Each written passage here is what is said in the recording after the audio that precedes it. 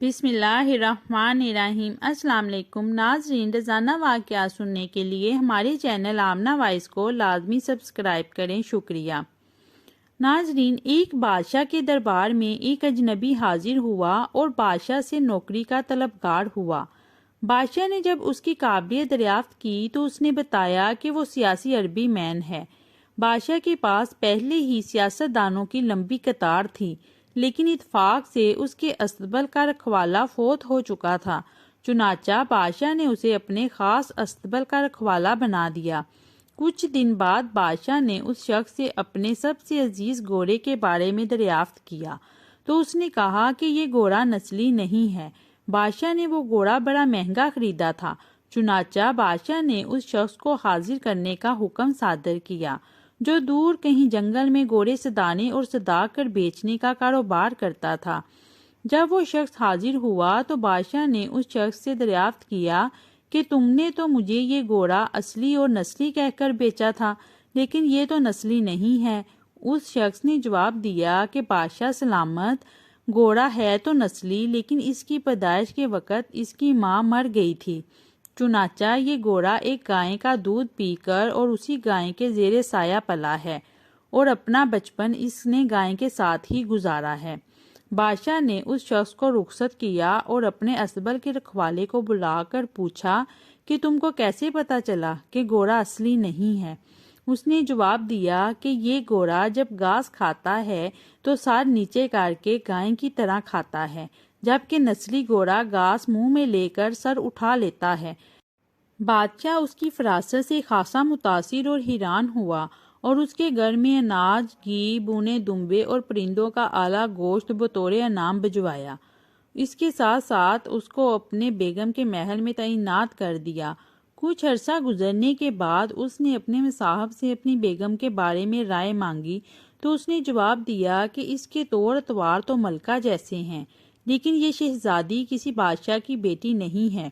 یہ سن کر بادشاہ کے پیروں تلے زمین نکل گئی، کیونکہ اس کی بیوی ایک بادشاہ کی بیٹی تھی۔ بادشاہ نے اپنے حواس درست کیے اور اپنی ساس کو بلا بھیجا اور معاملہ اس کے گوش گزار کیا۔ بادشاہ کی ساس نے اسے جواب دیا کہ حقیقت یہ ہے کہ تمہارے باپ نے میرے میاں سے ہماری بیٹی کی پیدائش پر ہی اس کا رشتہ مانگ لیا تھا، لیکن ہماری بیٹی 6 ماہ کی عمر میں فوت ہو گئی۔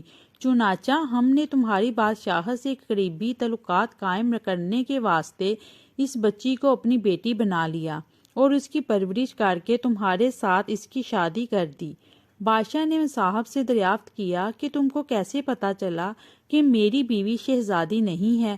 اس نے کہا کہ اس کا سلوک خادموں کے ساتھ ٹھیک نہیں ہے اور بادشاہ اس طرح نہیں کرتے۔ بادشاہ اپنے مصاحب کی فراست سے مزید متاثر ہوا اور بہت سا اناج اور بھیڑ بکریاں بطور انعام اس مصاحب کو دیں اور اس کے ساتھ ساتھ اسے اپنے دربار میں متعین کر دیا۔ کچھ عرصہ گزرنے کے بعد اس نے اپنے مصاحب سے اپنے بارے میں دریافت کیا تو مصاحب نے کہا کہ اگر جان کی امان پاؤں تو عرض کروں۔ بادشاہ نے اس سے جان کی امان کا وعدہ کیا تو اس نے کہا کہ تم ہو تو بادشاہ، لیکن نہ تم بادشاہ کے بچے ہو اور نہ ہی تمہارا چلن بادشاہوں جیسا ہے۔ یہ سن کر بادشاہ کے پاؤں تلے زمین نکل گئی۔ امان کا وعدہ وہ پہلے ہی دے چکا تھا۔ چنانچہ وہ اس گتھی کو بھی سلجھانے اپنی والدہ کے محل جا پہنچا تاکہ پتہ چلے کہ ماجرا کیا ہے۔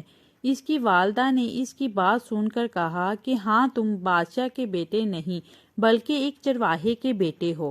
بادشاہ نے مصاحب کو بلایا اور اس سے پوچھا کہ تمہیں کیسے پتا چلا کہ میں بادشاہ کا بیٹا نہیں ہوں؟ مصاحب نے بادشاہ کو جواب دیا کہ بادشاہ جب کسی کو انعام دیتے ہیں تو وہ ہیرے موتی جواہرات کی شکل میں دیتے ہیں، لیکن تم جب بھی کسی کو انعام و کرام سے نوازتے ہو تو اناج اور بھیڑ بکریاں اور کھانے پینے کی چیزیں عنایت کرتے ہو، اور یہ اسلوب کسی بادشاہ کے بیٹے کا نہیں بلکہ کسی چرواہے کے بیٹے کا ہی ہو سکتا ہے۔ ناظرین، آپ سے پیارے پیارے بہن بھائیوں کا تہہ دل سے شکریہ، آپ نے ہماری ویڈیو کو پورا دیکھا۔